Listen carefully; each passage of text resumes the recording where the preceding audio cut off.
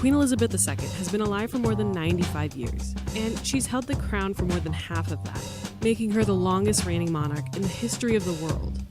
She's lived through over a dozen British prime ministers, 14 U.S. presidents, and 20 Summer Olympics. God bless her, she's 95. That's a long-lived life. That's a life well lived. This is Bill Booth, and he agreed to talk about the unspeakable, the day London Bridge will fall down. No, not the actual bridge, though that's another interesting story in itself. Operation London Bridge is the not-so-secret plan for the United Kingdom when the Queen dies. When the Queen dies, the House of Windsor and the palace will go into super overdrive. On the day of her death, known as D-Day, the Queen's private secretary will call the Prime Minister and say the words, "London Bridge is down."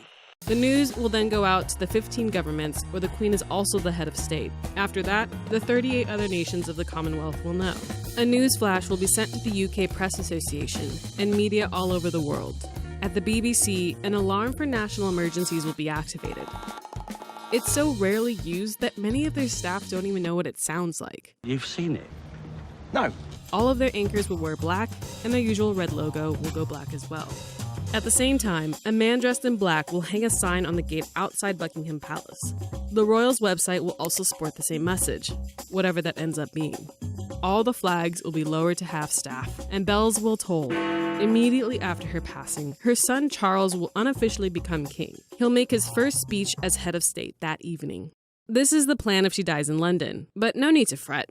If she passes elsewhere, they've still got it planned out to a T. The day after the Queen's death, the flags will be raised again, and at 11 a.m. sharp, Charles will officially become king. He may or may not choose to stick with the name Charles, and his wife Camilla will become queen per Elizabeth's request. 4 days after her death, there will be a procession from Buckingham Palace to Westminster Hall, where she will lie in state for the next 4 days. Important people will be able to visit her first, then the normal people. After the funeral, the Queen will go to Windsor Castle, where she will be buried next to her husband, Prince Philip, and her father, King George VI. God save the Queen.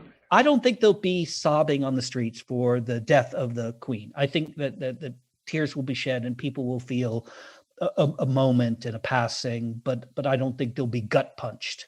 It'll just be a phenomenal 10 days of pomp and circumstance. I mean, they've designed it that way, and that is the genius of this House of Windsor and this monarchy, right? That they know how to put on a good show.